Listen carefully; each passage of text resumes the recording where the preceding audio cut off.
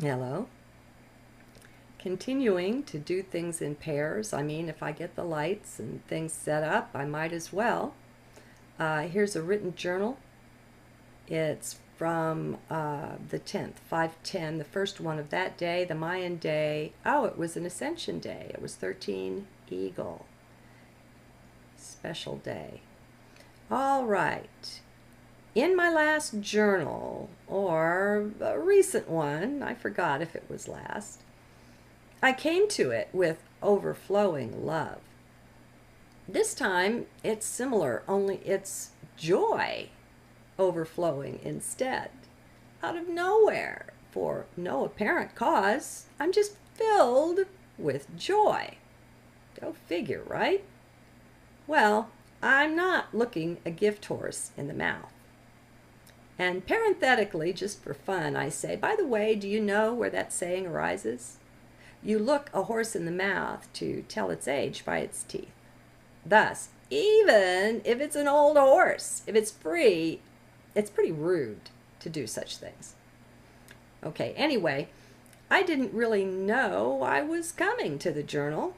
When I made the move, I thought I was just going to a little list that I keep somewhat infrequently called running notes, just odd things I don't want to lose sight of. So I was going to record there, or I was thinking about it, little ways to help deepen focus.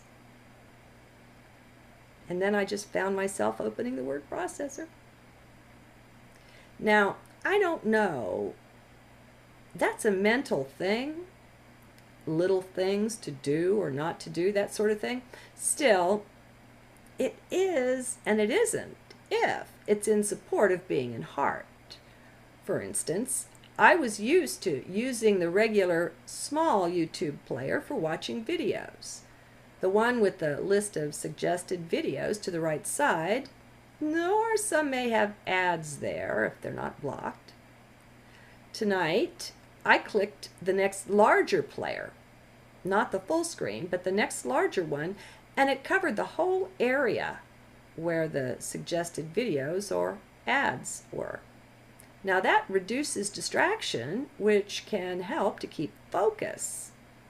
It may seem silly, but little things like that can accumulate when you've set your intention to stay in heart, or whatever intention you've set.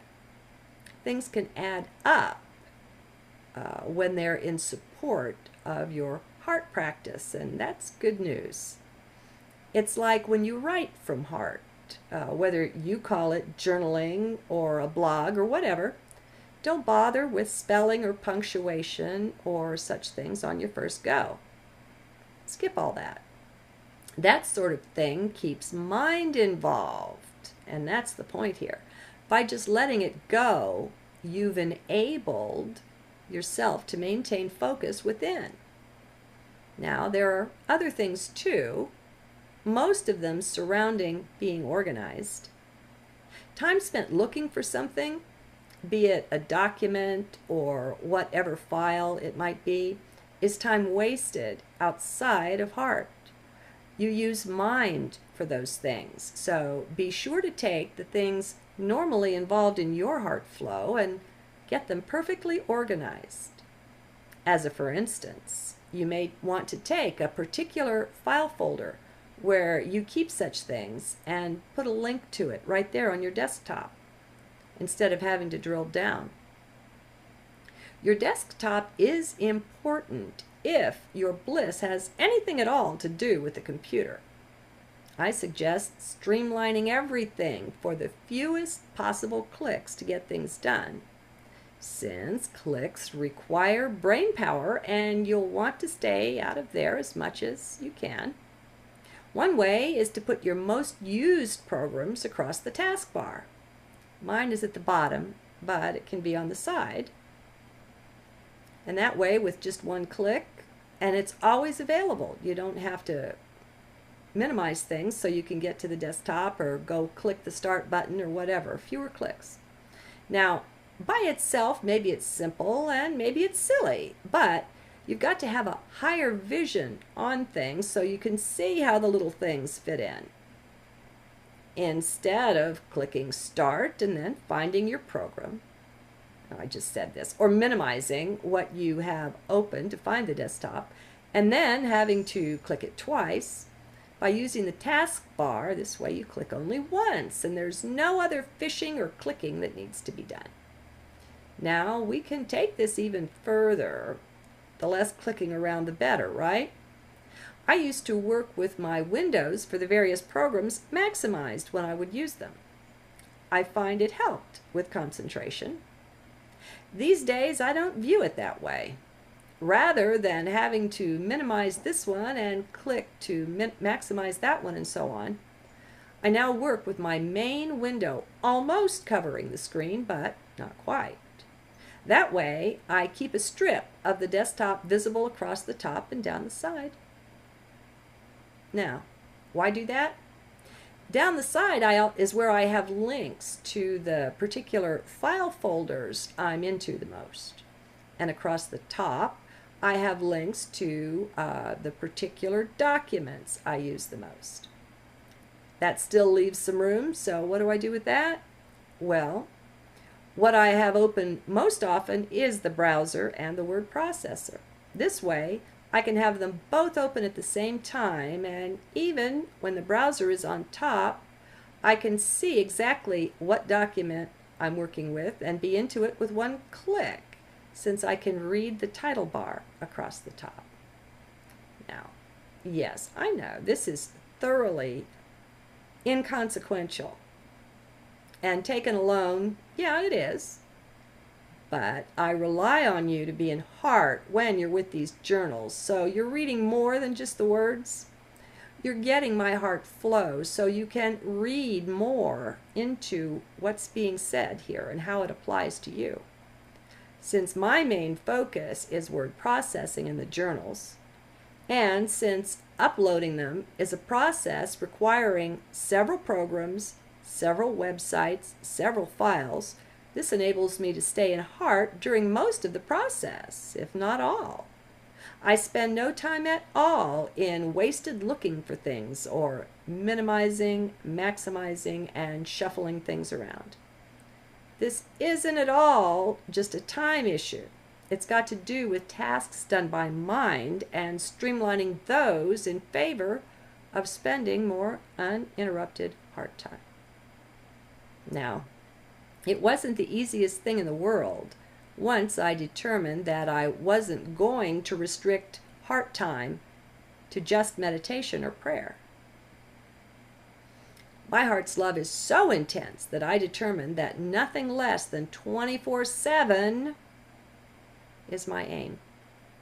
Yes, I would be, in effect, in meditation for all that time. Including sleep. Does it sound like a big goal? When heart is driving you, it's nothing more than following your bliss. That's what we all need to make room for in our lives, following our own personal bliss, no matter where that leads us.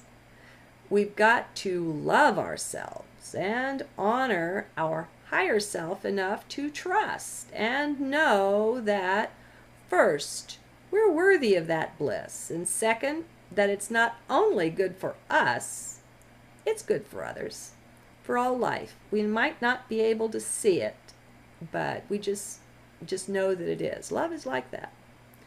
Why is that? Well, you wouldn't be driven to that particular thing if it just wasn't so. Everything is entirely perfect, being heart. And when it comes to something so beautiful, so intense, and so focused as that which brings you bliss, well, you've just got to come to know at some point that that drive is divine. It's divinely ordained. It's not some recreation or sidelight that you shove to the side in favor of everything else being more important. Do you see? When you begin to put yourself first, things like this will begin to happen. Don't try to make them practical. to turn your bliss thing into a moneymaker. Don't bother. That would be mind, and this is no mind thing. So just stick with heart, with what you're sensing, what you're feeling when you're following your bliss. Your feelings are more intelligent than the mind in this case, in this way. It's because they're more closely connected to higher self and to spirit than the mind is. But that doesn't matter so much. It's just a reason to give to the mind to help it understand. It won't be so long when such mental reasons, explanations, and the like will lose all importance in your order of priorities. Believe it or not, once you're really putting yourself first in life, then the real magic can begin to happen. That's the way of opening the door to it, putting self ahead of anything and everything else.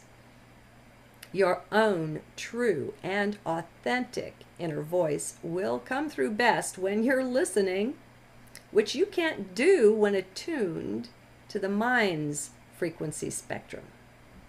They're just not the same. Heart's voice is on a higher frequency.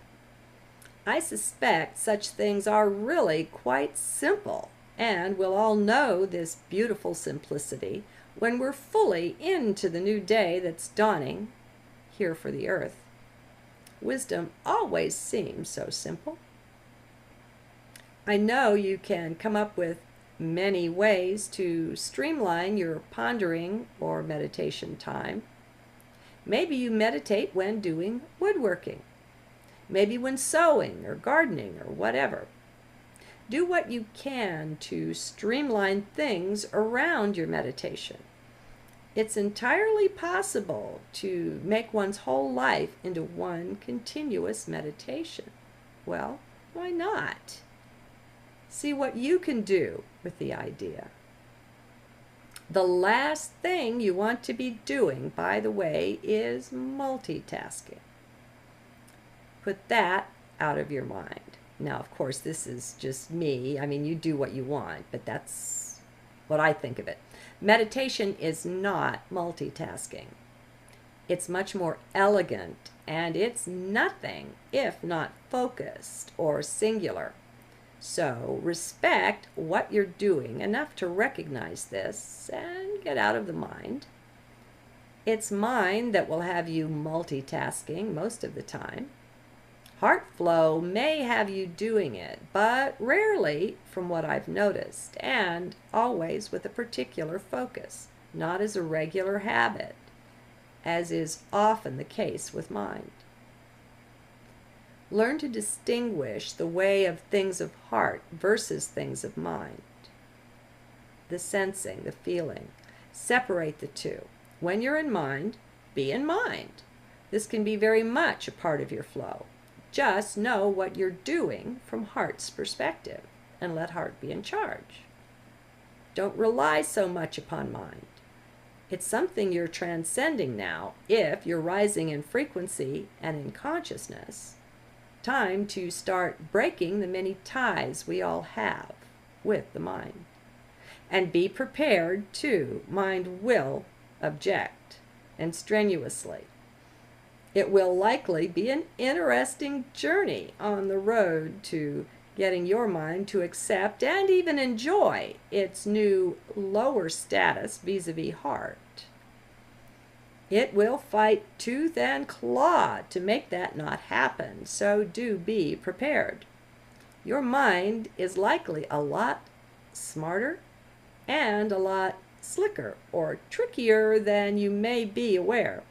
Chances are good it will trick you any number of times, so be a good sport and give it its due while ever returning focus and allegiance back to your center, back to heart. The good news is that it will give in eventually if you're determined. You will have to show it your steely intensity to make the new change. Nothing else will win over a mind that is not used to losing at what it sets out to accomplish. And remember, mind's been in charge basically for your whole life. Now, this amounts to such a major demotion for mind. It has been running the show and running you. Okay, so take a good look at that and realize what mind is losing in this deal. That's how it sees it anyway. It's highly likely that mind will give the fight to maintain its ruling status all it's got. So, what does that mean? You can expect this to include a good dose of depression and various states of misery along the way. Mind will kick your butt trying to win. This comes because of our identification with the mind. We have vested it with so much of our own identity that when it hurts and gets angry, so do we. Or that's how we see it. And so that's how it seems to us. Now, it's nuts, I know. Once we know we are simply not that it's more like the car that we drive, still, it will have you convinced that those are your feelings, not just minds. It's amazing, the creative wizardry of the human mind. So let's respect the heck out of it, but continue to put it in its proper place, subject to the heart. What do you say? Does that work for you? Does that speak? It's what you do when you love yourself. If you're a list maker, maybe make a list of the things that give you joy and try to order them as much as you can so that you can find out what gives you the most intense pleasure or bliss. It's Joseph Campbell is the one who coined that, I think, that phrase, follow your bliss. And that's why I use it. But it just means you deserve happiness. Actually, it's one of the main things we're about by coming into incarnation here in 3D. We didn't come in to be miserable, you know. And so most of us haven't yet given ourselves permission to enjoy the life. No pain, no gain. We've got endless kind of programming that's gone in, and it's gummed up the works. So I think with little things like this, what this will be is evidence of you loving yourself. You'll see it at work. Good day. Right? Well, I'm not looking a gift horse in the mouth. And parenthetically, just for fun, I say, by the way, do you know where that saying arises? You look a horse in the mouth to tell its age by its teeth. Thus, even if it's an old horse, if it's free, it's pretty rude to do such things. Okay, anyway, I didn't really know I was coming to the journal. What? Special day. All right. In my last journal, or a recent one, I forgot if it was last, I came to it with overflowing love. This time, it's similar, only it's joy overflowing instead. Out of nowhere, for no apparent cause, I'm just filled with joy. Go figure. When I made the move, I thought I was just going to a little list that I keep somewhat infrequently called running notes, just odd things I don't want to lose sight of. So I was going to record there, or I was thinking about it, little ways to help deepen focus. And then I just found myself opening the word processor. Now, I don't know, that's a mental thing, little things to do or not to do, that sort of thing. Still, it is and it isn't if it's in support of being in heart. For instance, I was used to using the regular small YouTube player for watching videos. The one with the list of suggested videos to the right side, Or some may have ads there if they're not blocked.